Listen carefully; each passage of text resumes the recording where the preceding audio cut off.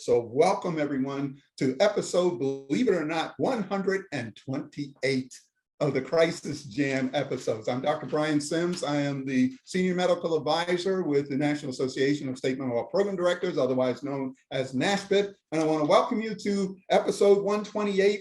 Today's version will be the crisis text line on youth resilience. I'm so looking forward to this particular one. We've had a lot of interest in terms of youth involvement and the youth contextuality with regards to 988. So today we will have a little bit later on our speakers, Jana French, and as well Courtney Hunter. So looking forward to that. Next, please.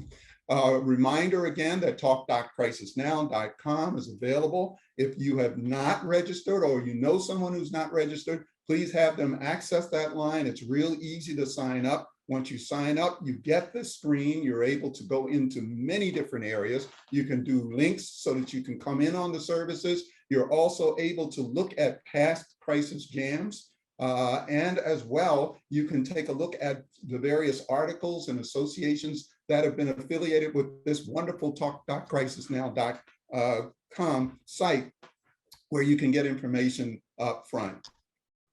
Next slide. As you are looking at this, we highlight this particular slide because it gives you an opportunity again to see a kind of rolling scroll of information that helps you to be able to see what has been the top-notch program that has aired so far, and still it continues to be the Youth Edition episode. So we're looking at this as maybe a jumping off point. Since we're talking about youth today, maybe we might even go above that. Let's see. But we're seeing a lot of people accessing it from YouTube.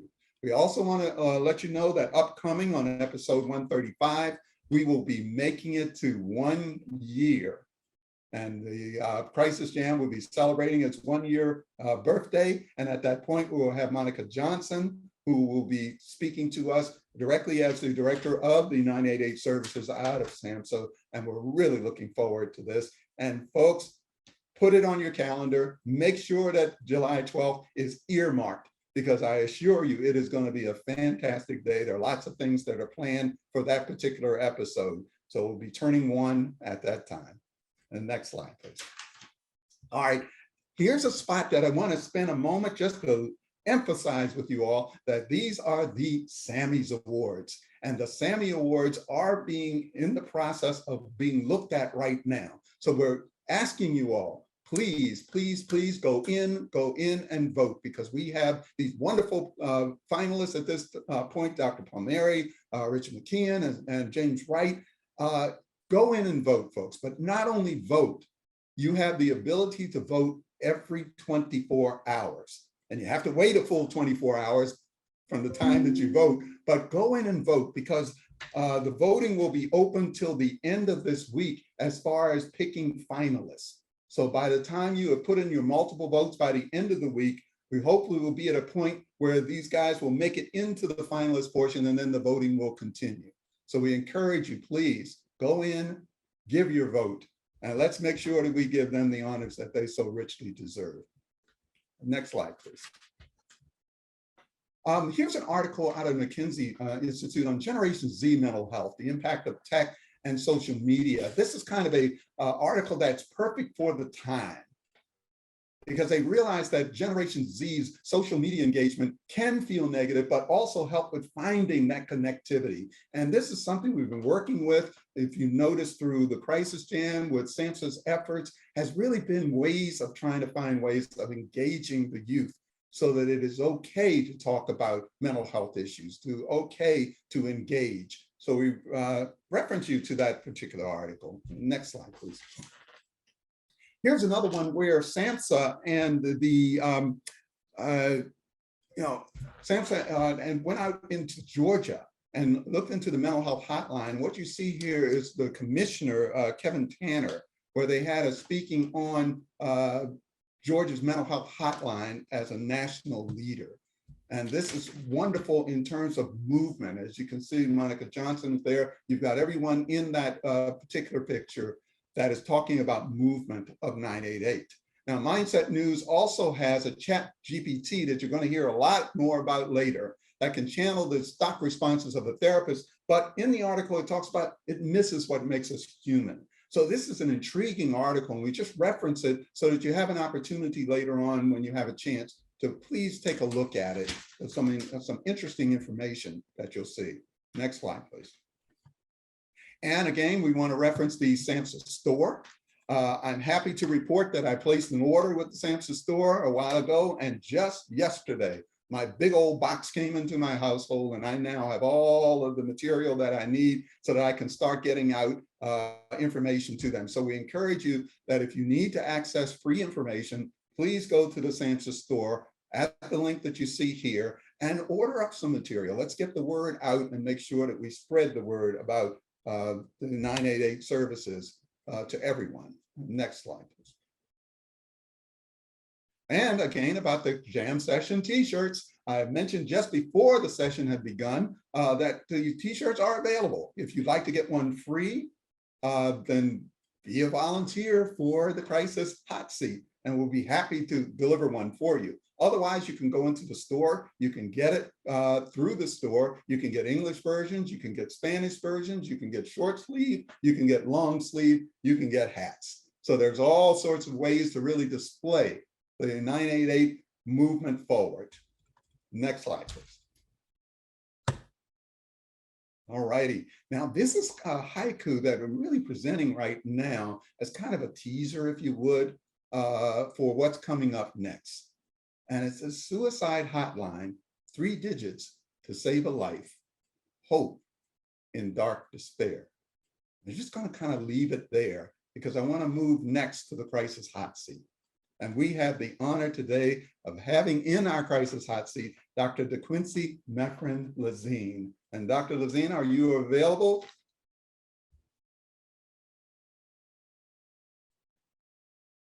Okay. I'm wondering if Dr. DeQuincy Meffrin-Lazine is with us. As if not, then what we will do is kind of switch this around. And we're going to do this as kind of an audience participation time, if that's okay with everyone. All righty, so for the wonderful audience that I just picked up a little earlier to talk about how great you are, here's your chance to really show us how wonderful you are, okay? So I just showed the haiku about suicide hotline, 3 digits to save a life, hope in dark despair. The question for the audience is, who wrote the 988 haiku that you see above? Is it A, Eduardo Vega, peer leader of human innovations? Is it B, Kate Galatas from 988 Communications Officer? Is it C, ChatGPT? Or D, Dr. Patricia Deegan, peer leader and activist? If you'll go ahead and put your votes in at this time, let's take a look and see how the audience mix out.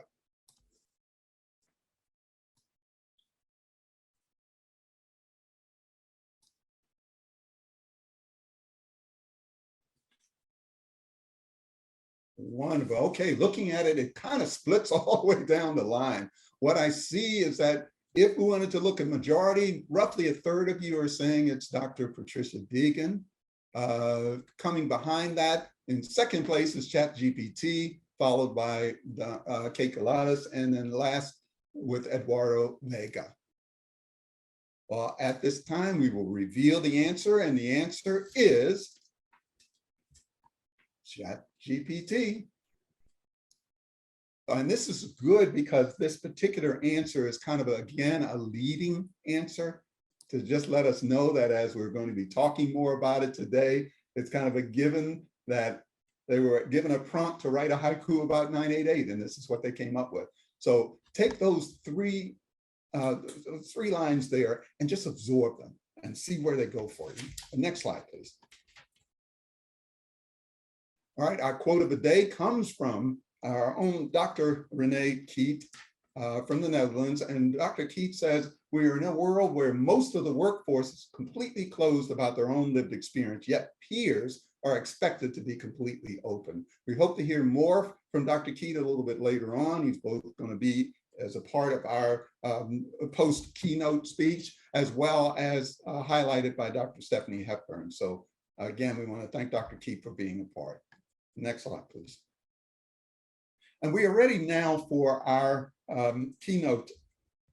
And our keynote today is delivered to us by Jana French, the Director of Community Partnerships, Crisis Text Line.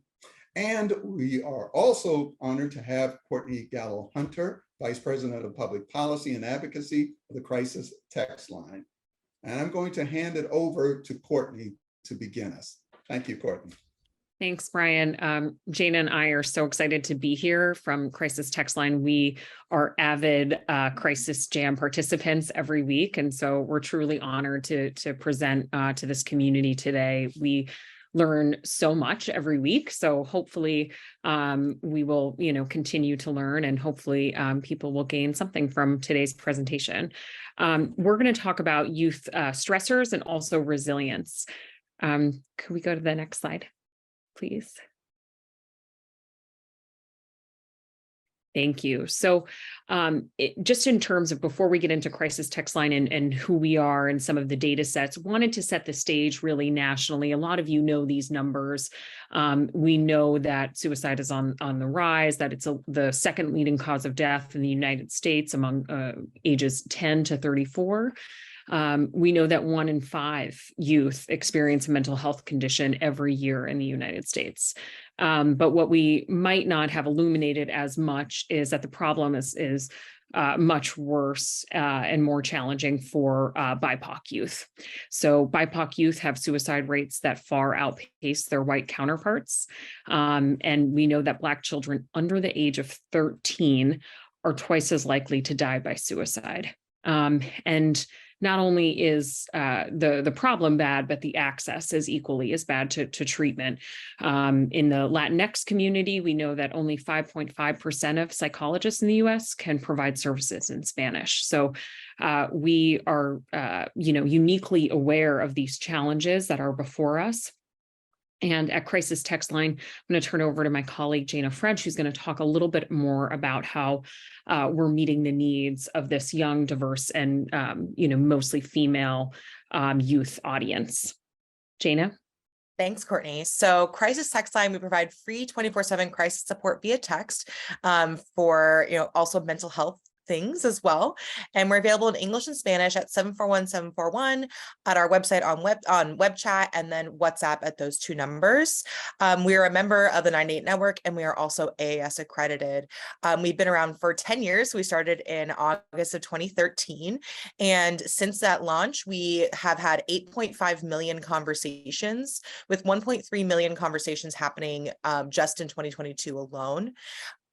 We've trained over 59,000 volunteer crisis counselors. I'm going to tell you a little bit about kind of how our service works and what those volunteers are doing.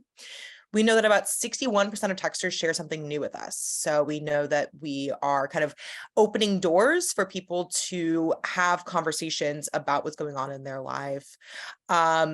28% of texters told us that they are not receiving help anywhere else, including informal support. So we are the only way that some people are getting help. 2/3 of our texters are 24 and younger. We help people of every age, but that's the majority of folks that reach out to us. And then 50%, more than 50% identify as LGBTQ. We also know that about 46% of our texters identify as BIPOC. Next slide. So a little bit about how our service works. We have people who text us when they're experiencing any kind of situation. We always say if it's a crisis to you, it's a crisis to us, because we know that suicide doesn't happen in a vacuum. That if you have a resource that you feel like you can reach out to when you are having a bad day, or when you failed your math test, or if you're going through a breakup, that when you're experiencing something potentially more imminent, that you're going to feel safer reaching out to us. So when folks text in, they start by getting an automated message back that says, thanks for reaching out. Here's our terms of service. What's your crisis? That next message really tells a little bit more about what's going on, is run through a machine learning algorithm that we've built that helps us triage our queue. So it's learn the words that people use when they're at most imminent risk. And if somebody uses one of those words, they're going to go right to the top of our line, if there is one, to be connected with one of our volunteer crisis counselors fastest. So our volunteers are folks who are located all across the country. They go through our 30 hours of training and a background check, and they are logged in from home, helping these folks using the skills that they learn about active listening, empathy, collaborative problem solving, and risk assessment, things that, a lot of other people that do crisis services are very familiar with. And then all of our conversations are being overseen by one of our supervisors who are on staff. So these are our clinicians who can see every single conversation as it's happening to say, how is this crisis counselor doing? Give them some advice, or in the case of somebody who could be at imminent risk, they're going to take a much more active role in creating a safety plan, or if necessary, working with 911. And all this is being done remotely. So you can imagine that there's a texter who's sitting on their couch texting on their phone. There's our crisis counselors who are logged in from their computers at home, and our supervisors who are logged in from home. Our conversations on average last about 45 minutes. So we're connecting with people for a good amount of time, and it just really depends on kind of what the person needs. Next slide. So I mentioned our volunteers. So we have folks who are mostly between ages 18 and 25 volunteering for us. So we're really empowering young people to help take care of their communities and take care of each other, with the next highest age range being millennials. So a lot of our volunteers are, not necessarily peers, but like close peers to folks who are texting in. And our training really teaches vital skills that people can use for communicating with their friends, with their family, with their loved ones. We know that about 90% of our volunteers say that they use our training in their everyday life conversations. Next slide. And so then before I turn it back to Courtney, just a little bit about like where we get our data from. So it comes from 3 places. At the end of the conversation, our volunteers fill out a survey where they check off any and all topics that were covered and list any resources that were shared. And that's filled out about 95% of the time. So that's how we know things like if people are reaching out to us about relationships or stress or things like that. We have an optional post-conversation survey that goes out to all of our texters when the conversation's over, and that's filled out about 20% of the time. And that's where they tell us how they think we did, how they feel now the conversation is over, and any demographic information they're willing to share. And then we also just have general information like the time of the day that they reached out, the day of the week, and then their area code, which helps kind of map generally around the country, where is our service being used. So I'm going to pass it back to Courtney to talk a little bit about this research that we've recently published. Thanks, Jana. So in 2022, Crisis Text Line had 1.3 million conversations with texters all across the country. And for us, what was really fascinating about the main stressors that young people in particular wrote in about, the leading topic was relationships. And these are all sorts of relationships: interpersonal relationships, familial relationships, could be romantic relationships. And that, for the first time in our 10 years, surpassed anxiety and depression as the leading stressor. And so, we've seen and can correlate from COVID and from all of the stress that we all have been under, how, that's really showing up in a lot of our relationships. And really showing the dysfunction that, exists today in society. Next slide. Some of the other stressors that we continued to look at were anxiety and stress, depression and sadness, suicide. We risk assess every single texter for suicidal ideation. So that is a big part of our conversations in that 1.3 million in 2022. And I should also note that the 1.3 million is just for 741 crisis text line service. We do provide services for the national backup for 988. Those were not included in this analysis here on Data Insights. Something that continues to be a bigger issue among top stressors among youth are eating disorders and self-harm. Also, in tandem with the Surgeon General's report on loneliness and isolation, that continues to be a main issue of concern. So what we're really looking at here is, what is the pulse of youth mental health across the United States? How is that reflected and correlated, and mirrored with the issues that we're seeing in society? Next slide. Thank you. A couple of really unique points that showed up in our data in 2022 were increase in 3 conversation topics: one around opioids, financial stress, and firearms. So as we sit here today on the 1-year anniversary of the Uvalde shooting, we know that we actually were doing a study with the CDC and RTI on our services, how our crisis services were utilized during the Uvalde shooting in real time. And we saw, an increase in conversations about firearms, in grief, and not just in Texas, across the country. So we know that with social media and with the pervasiveness of these issues on the news today, that they are impacting youth and wherever they are in the country. It's not just situational. So that's what is showing up in our data. We also know that inflation has been the highest it's ever been since 1980s. And so financial stress continues to be a major issue that is impacting anxiety and depression and other forms of stress among youth. And then finally, opioids, we had a 25%, sorry, David, we had a 25% increase in conversations around opioids, which is pretty significant, still a smaller amount of our conversations overall, but significant in the overall topics. And, the opioid epidemic is not new by any means. But what we're seeing among youth now is youth that have been impacted by parental substance use, perhaps in the foster care system. We lost kind of an entire generation of people, and it's now showing up in younger people under 24 as an issue of concern. So it's not all bad. What did we look at in these conversations as coping strategies? How are youth within these conversations, we're working with them to figure out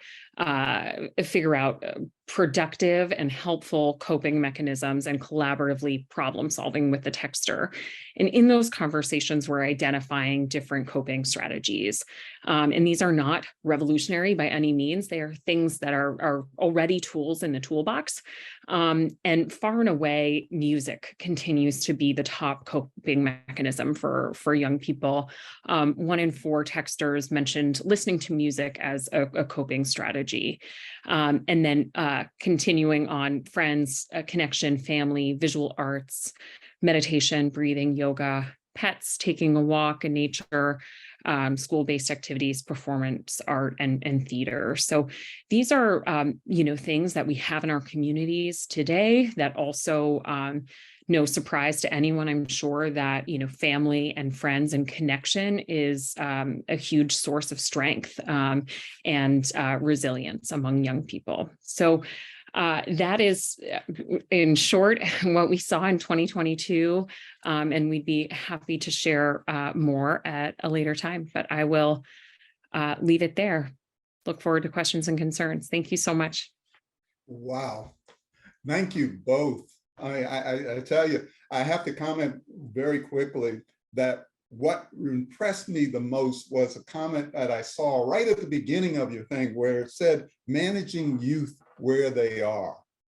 And that's such a beautiful way of kind of looking at what the real piece is that youth respond when they feel they are being heard. So you guys have just done a spectacular job. I was blown away by the numbers, just looking at the particular ones who are connecting with the 50+% with the LGBTQ, but also the 46% with the BIPOC. I mean, that really does say a lot in terms of what you guys were measuring. So a lot of information was presented that I think is extremely helpful in such a brief period of time. So thank you again to both of you. Thank you, Brian. Thank you, Brian. Alrighty. Well, we're going to go ahead to our roundtable discussion. And we have 2 folks, fine folks, who are going to be doing our roundtable discussion. One is Shelby Rowe, our Executive Director of Suicide Prevention Resource Center, and Dr. Renee Keith, the psychiatrist, the Norden Director of the FIT Academy. So we're going to start with Shelby. Shelby, your comments, please.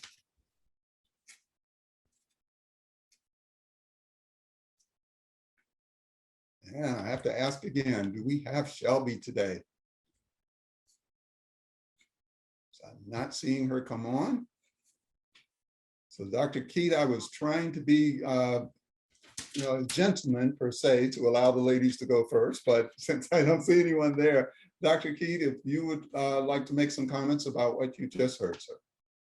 Yes, well, I'm very much impressed by the work being done there, because it really resonates in me for two reasons. The first one is this really is a way of doing a public mental health approach, because it's accessible to all people in the population. And what I really like is your approach.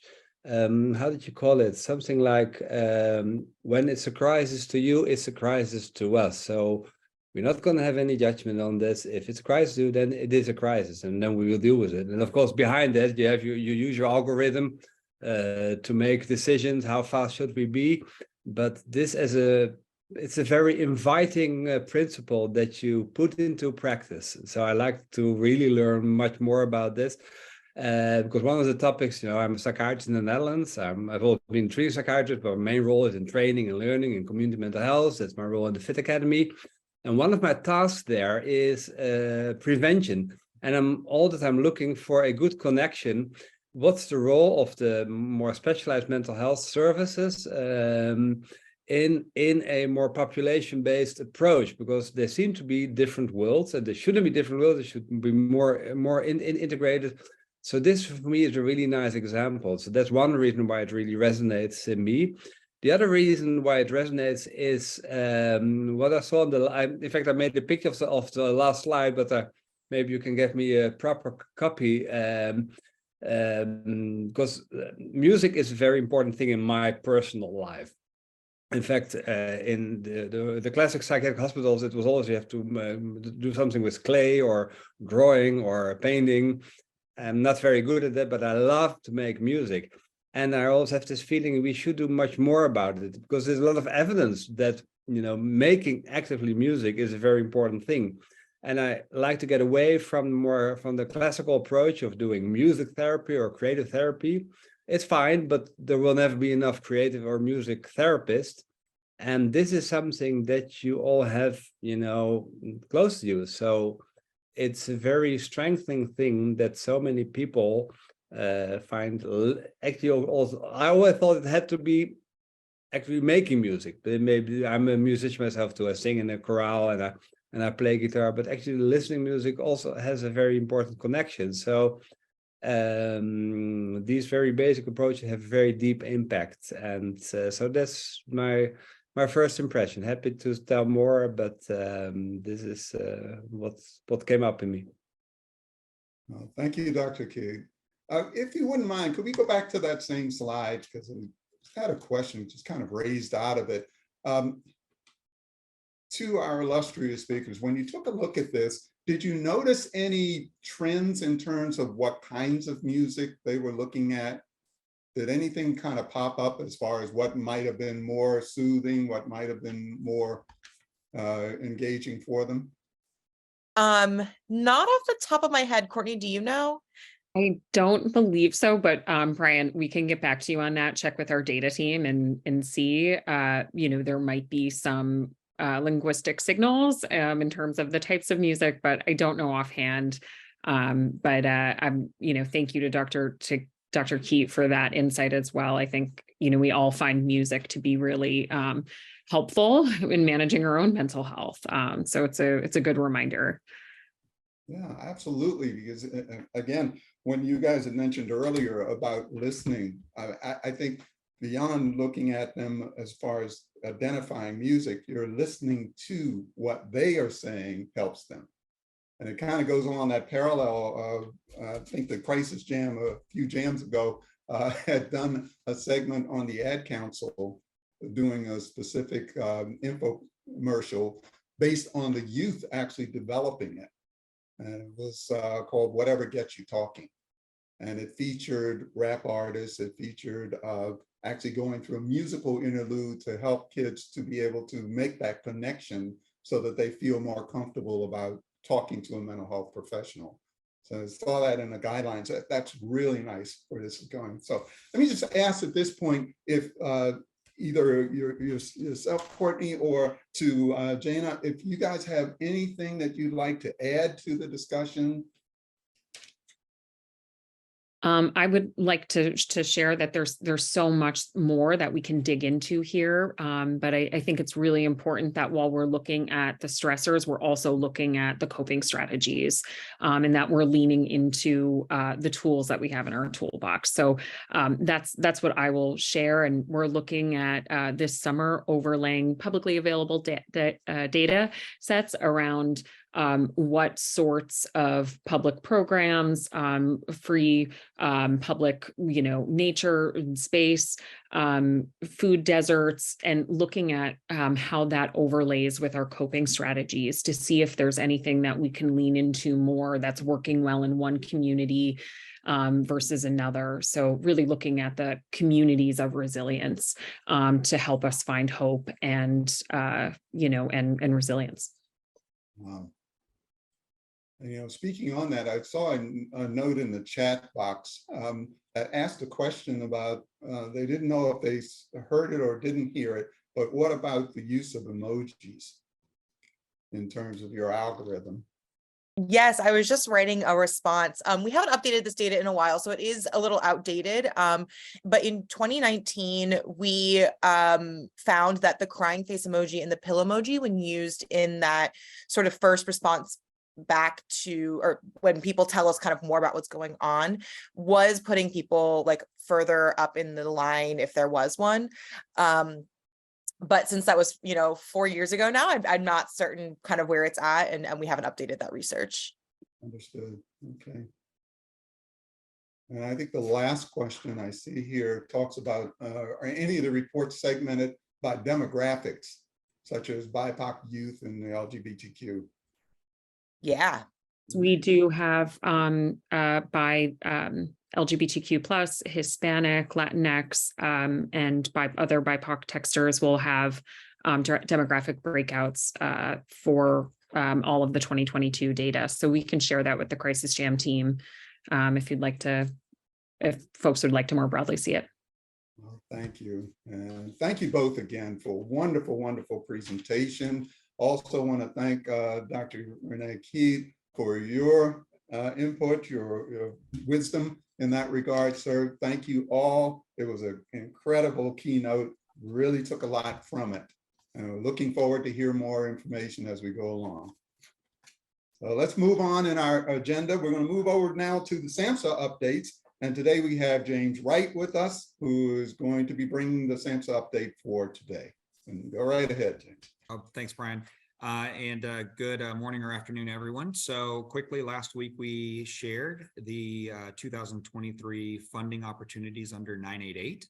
I wanted to go ahead and share the pre-application webinars that are coming for each of these programs. Now, one did actually happen yesterday, which was for our crisis centers as part of the Crisis Center follow-up program. But we will be posting that webinar on SAMHSA's website under the actual announcement. So you can have access to a recorded copy there. And we're also going to be posting the chat questions and responses that we received during that webinar. There are two coming up to note. One is tomorrow for the states and territories for 988, and then one for the 988 Tribal Response Program coming next week. So hopefully we can share these. Otherwise, you can find this information on samhsa.gov/grants. And Ryan, that's it for us today. Wow, thank you so much for that. We'll now move over to our NASHPIT update. And the NASHPIT update this morning will be brought to us by Wendy Morris, our current Senior Behavioral Health Advisor. And Wendy, take it away. All right, thank you, Brian, and good day, everybody. I'm happy to be here. Okay, Wendy, you went on mute. Can you hear me now? Yep. All right. So I'm just going to focus on a couple issues of the things that I'm really focused on at NASHPIT, and that's workforce and then working with folks with complex needs. So, workforce continues to be a challenge across all the states and territories. We hear it in, most every meeting we have with folks, and it's a very complex issue. So I'm just going to touch again on just a couple areas. One is this real opportunity we all have as we build our workforce and develop our existing workforce, is to really help shift the paradigm for our system of care more upstream, right? To prevention, early identification, early intervention. And we know that 988 and mobile crisis and all those related support services and wraparound services are really a critical piece to us being able to do that. And we've heard some of that today, right? Using technology is a great way with text and chat, easy way to reach out to youth, especially, but other people too. Peer support, engaging peer support is another really good way to move that upstream. People are much more likely to get those lower level services and not end up in a hospital. So our strategies to recruit new staff and to retain the staff we have, those strategies really matter.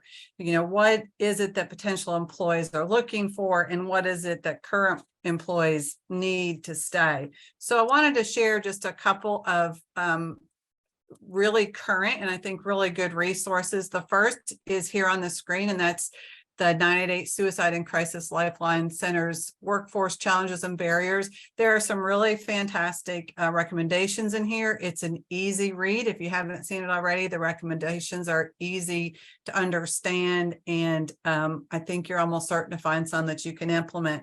The two places that I would draw your attention to, one is on the training. That comes up again and again, that potential employees, they want a quick onboarding, but they want really thorough training and they want ongoing training. And the second one is about work environment. You know, what do they want in their environment? We hear about flexible shifts and remote work and adequate compensation, but there's also a really big and growing focus on work culture. They want to feel supported, valued, respected.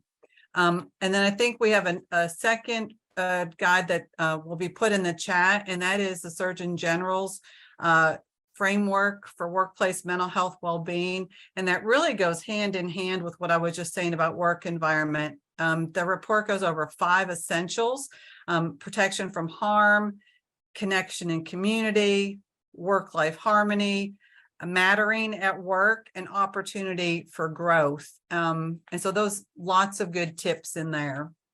Next slide. The other thing I wanted to talk about just for a minute is how important it is as we develop workforce to be sure we have folks who are competent and comfortable taking care of people or responding to people with complex needs, specifically with co-occurring mental illness and developmental intellectual disabilities. We know that 40 to 50% of folks with IDD do have a co-occurring mental illness. We know that the prevalence of trauma for this population is very high, which brings its own stress and mental distress. And we know that people with complex needs are the ones really getting, falling through the cracks right now. High rates of emergency department boarding, long waiting lists because services continue to be siloed. So just, wanted to reemphasize how important it is that as we develop our workforce that we focus on this. And the Crisis Jam has done a really great job of having some emphasis on this. So if you haven't seen episodes 45 and 107, I would just encourage you to get these links and take a look at those. They have some good information in place to get started. There are some states that are really focused on this area, but I think it's important for everybody. So those are my updates, and thank you, Brian. No, thank you, Wendy. Very comprehensive. Thank you so much. For those that, again, would like to go back and see those particular episodes that Wendy just referenced, episode 35 and 107, please feel free to go. If you didn't get the link, go into talk.crisisnow.com. You can also see past episodes where you can pull that information up as well. We're now ready to move into our crisis talk for today. So we're going to call on Stephanie Hepburn, who will reintroduce us and to Dr. Renee Keat. And thank you, Stephanie, and welcome. Thanks, Dr. Sims. Well, I think I'll skip the introduction since we've already met Dr. Keat, and I'll just jump in. Renee, Dr. Keat, you've coined the term peer knowledge, which the World Health Organization adopted, I believe, in 2022. What is peer knowledge and how is it different from a peer expert? Yes, well, thank you for that question, because I'm a professional. I'm a psychiatrist, and I'm open. I decided like 10 years ago to be open about my own vulnerability, which is not all that special, you know, like considering in the epidemiology that 50% of the population at some point in his or her life has a mental health issue. But then often it's immediate, oh, then you're a peer expert, and that's often it often coined or framed that way, but it's not the same. So I would say, no, I'm a psychiatrist, and I'm open about my own vulnerability. So in fact, that made me think about, but then what makes someone a peer expert? And for me, that really is a sort of 3-step journey. It starts with your lived experience, and we all have our lived experience, and many of us have the lived experience of what we also can call a mental health disorder, and that's quite common. But so many people have this experience, so many professionals in mental health have this experience, but don't do that much with it. Even as a sort of standard in our profession, not to be open about your own vulnerability. So then you just leave it there. But you can make the next step is that you reflect on your mental on your lived experience, and in my case also of mental health problems. I had serious mental health problems in my family. I've had depressions myself. I'm really fine now already for years, and in a way, being open about it has also helped me. Has helped me overcome it. So being open, talking about it with other people, reading about it, can turn this lived experience into knowledge, and can give you skills in dealing with that knowledge. So then it becomes peer knowledge. So I would call myself, I'm a psychiatrist with peer knowledge. And that's the first step, in fact, of becoming from having lived experience to becoming a peer expert. But what it takes to become a peer expert is to have training in it. Because the training, and we have many different trainings now in the Netherlands. We also now have a master degree in peer expertise. So that training and the practice in doing it, in using your lived experience to support recovery of other persons, that makes you an expert in it. I'm not an expert in it. I'm an open professional. So that's why I make this distinction between my peer knowledge and the peer expertise. And the peer experts, I work a lot together with peer experts, and they help me in using my lived experience to the benefit of my professionals. And I found that really it has enriched my professional life. In fact, my profession has become much more interesting, because now I use 3 resources. One resource is the body of scientific knowledge. The second is my practice, and you get better in your practice also, you know, by practicing it, by supervision, intervision, and so forth. And the third now is my lived experience. So in fact, this has enriched my possibilities of supporting the clients that I serve. Thank you. And just a little bit of a teaser to direct people to the article. You also do this community programming. Can you talk a little bit about, you talked about the theater. If you could talk a little bit about what that program looks like. Yes. So I work in the northwestern part of the Netherlands, and there we now do a theater program. It's called SPOT, and it is designed together in co-creation with young people who have mental health issues themselves. So either they already are in treatment, some of them have been also admitted to wards, some of them are in ambulatory treatment, some are not in treatment, but have serious mental health problems. And then instead of offering them a range of therapies, including theater or creative therapy, we decided let's support a theater program. So there's a theater in the city where we work, in the city of Alkmaar, and that theater program, they do a lot with young people. So we recommend people go to that theater program, make theater yourself, and the professionals in our mental health service support that program. But it's dealt and run by theater experts. And the kids who go there, they really love it. And now we also do research on it. And also then they said, oh, they will never fill out questionnaires. But when you do together with them, they say, oh, well, we can, it's a good idea to evaluate if this is really any good that we are doing. So this POT program is making art. That's also why I talked about the music, but there are many other forms of art that can be helpful. Art for the sake of art, because actively making art is something that supports your well-being. And it also sparks dialogue. Exactly. So for me, example, because I already told you that I'm not very good at drawing, but then they said, well, you just sit by the table and you make a drawing there. Because I joined them many times, but then I do not just come and watch, oh, interesting what you're doing. I go along with the theater play, but also was drawing. And while I was sitting there on this table, I overheard many conversations, and sometimes included me, and it becomes a much more natural way than sitting in your office and asking your usual questions. You become more like a partner in dialogue. So it's more, we're not equal. I'm a professional, and they are young people with mental health issues, but we are of equal value by being together in that art program. Thank you, Dr. Key. I'll pass it back to you, Dr. Sims. You're welcome. All right, let me come off of mute first.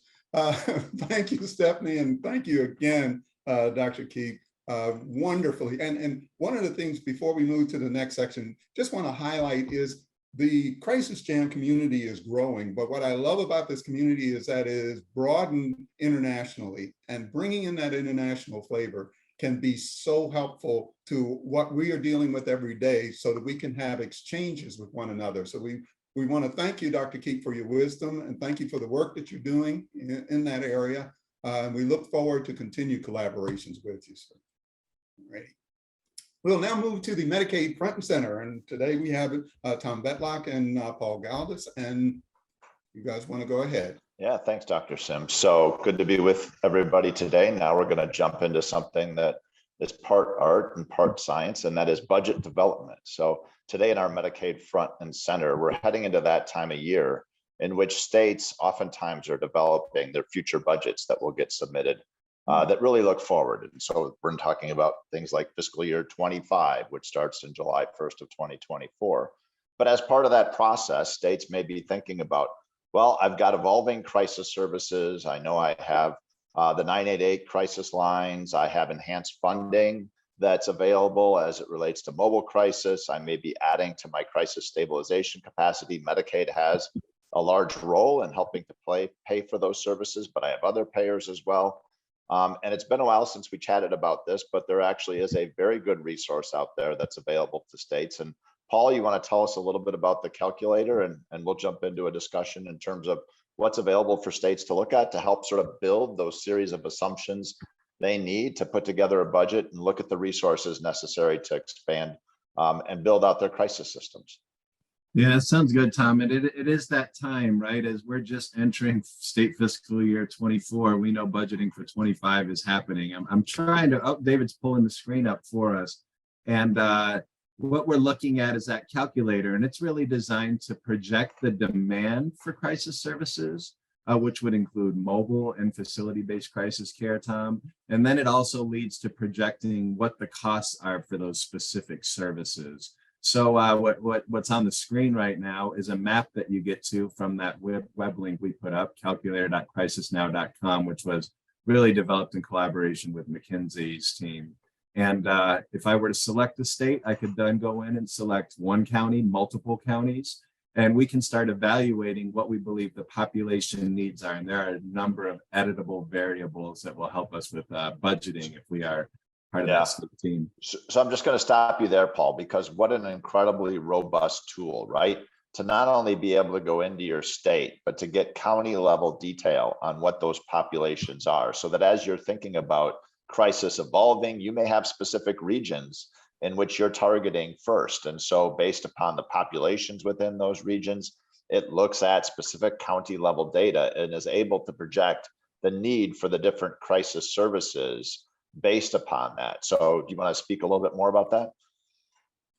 Yeah, so there's a multitude of things you can select there, Tom. And again, when it comes to the editable variables, it's going to be some of your costs, but I will tell you the database itself that McKinsey pulled into here looks at the average cost of a bed that's paid by Medicare and commercial payers. Medicaid wasn't always readily available there, but of course, state Medicaid agencies will know what their costs are for doing those sort of things. And then by just simply factoring in your federal match, you can start building a budget pretty cleanly. So again, these tools that you're seeing here give you a lot of opportunity to dive pretty deep and really get to what is it going to cost and what do we need to put in our budget to be successful. Yeah, so I'm seeing the bar graph that you've got to the right. It's hard to discern necessarily what each of the stacked bars represent given the small font, but do you just want to sort of verbally go over what we're seeing here, Paul, in that bar chart as we build out the budget? Yeah, so the taller bar on the left really is the cost of care when an individual or a community doesn't have crisis care. What that means is they're going to the emergency department and they're utilizing inpatient psychiatric facilities for their primary access to care when someone's in a mental health or substance use crisis. If you move to the right, this shows the cost if instead you're offering mobile services, if you're offering a crisis receiving center. And then you can see the darker bar that you see or contributor is the inpatient cost there, and is so dramatically different once you have resources that are really quickly connecting people to access to care that feels like care.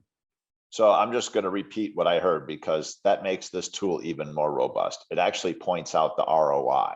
So this is a useful tool, not only in terms of being able to do that internal budget development based upon our population, what do we think we need from a service level perspective, and what are the potential costs and funding sources, but also sort of what's the existing requirement today as it relates to individuals getting served within that inpatient setting so that the budget folks can actually see an ROI. I see you changed the page on me. You want to briefly describe what this is?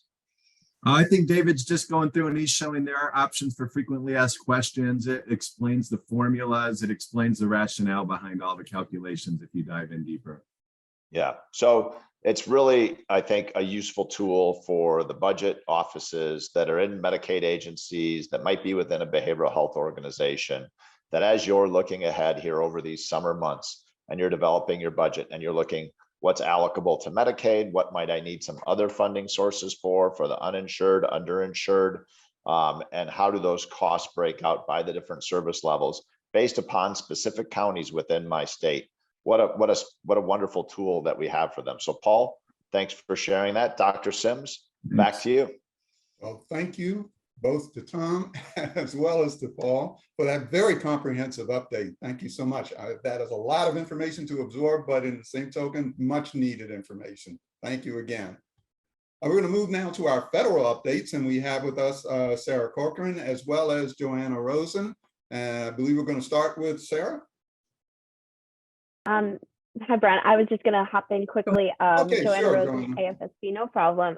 Just want to quickly let everyone know during the pre-show run of show discussion we had, David had asked me to please tell everyone that the debt ceiling crisis has been averted and that discussions are over, but unfortunately I'm not able to do that because that is not true. I wish it were. It would be wonderful if it were. We were expecting markups on appropriations bills this week, but the appropriations chair, Granger, she released a statement earlier this week pushing off those, I know, boo, pushing off those negotiation markups until further notice. So we're keeping an eye on all of that, hoping to have more budget updates soon, really hoping that the speaker and the president will come to an agreement shortly, and we'll keep an eye on that over the next couple weeks. Hopefully we'll see something before June. I'll pass it over to Sarah now. Thank you, Joanna. And something that did happen last week in light of May Mental Health Awareness Month was a Senate Health, Education, Labor, and Pensions hearing on the gaps in mental health and substance use care.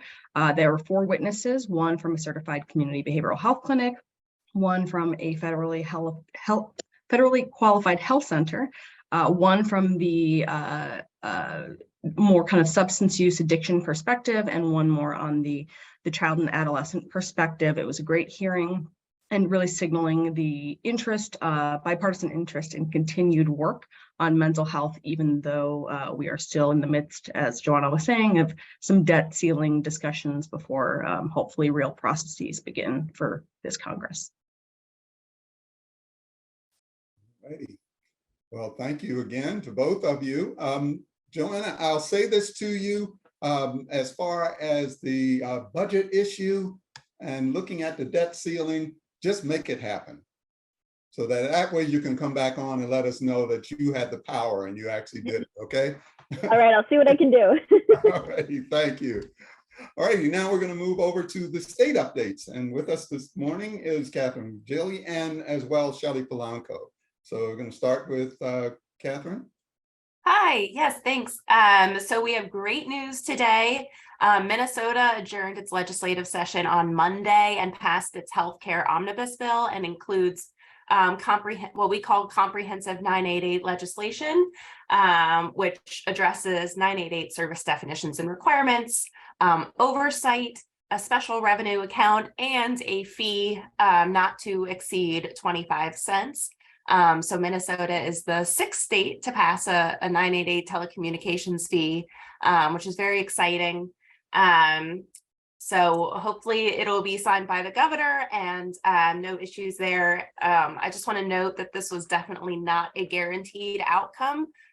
Huge credit and kudos to all of the on the ground advocates who made a big push and throughout session, but especially in the final days to make sure that the fee was included. And then just on another quick note, Illinois has a bill, HB 1364, which has now passed both chambers. This creates the 988 Suicide and Crisis Lifeline Task Force and outlines responsibilities and action plans for the task force. And notably, it does require one or more individual or family members with lived experience to sit on that task force. So looking forward to seeing what continues with that. And I'll pass it over to Shelley. Thanks. Thank you, Catherine. And just a quick update on Washington. They enacted HB 1134 on last week on the 15th. So the bill amends previously enacted legislation to update their crisis center requirements and sets up a 988 geolocation subcommittee to examine the privacy issues, 988 workforce, reporting requirements, and liability protections as well. So I'm excited to see the efforts there, especially leading with Tina Orwell leading those bills, and excited to see what happens with this. So back to you, Brian. Well, thank you, Shelley, and thank you, Catherine. And Catherine, I will say, again, the emphasis on team. We saw about that team in the beginning. We're now hearing about the team, but just great work in terms of Minnesota, and we're looking forward to forging ahead with some of the other states. So thank you both for that wonderful information. We'll move to the next slide, please. Again, a reminder with regards to Moving America Soul on Suicide, official trailer is available. You can scan and screen it, and you can see previous episodes as well that you can mark in terms of what you want to see and what things of interest are to you. Next slide, please. As far as upcoming episodes, just want to make you all aware that the wonderful Dr. Richard McKeon will be bringing us the next Crisis Jam, episode 129, on the National Strategy for Suicide Prevention. Dr. McKeon has come on with the SAMHSA updates and given short snippets, but it is really helpful to have him on. And I really look forward to the next week's session when he will be giving that information for everyone. Next slide. Also, looking ahead at episode 130, we have the Safe UT with Representative Steve Eliason on crisis chat and tip line. So as you can see, things are moving ahead, folks. We're really looking at 988, its implementation, and some of the unique strategies that some of the states are utilizing. So it's wonderful information. Just encourage you to get in contact with others, make sure that they already are a part of it and come in on board, and it's easy to join. You'll see that once you have that information, you have a wealth of information to pass on from one to the other. Next slide.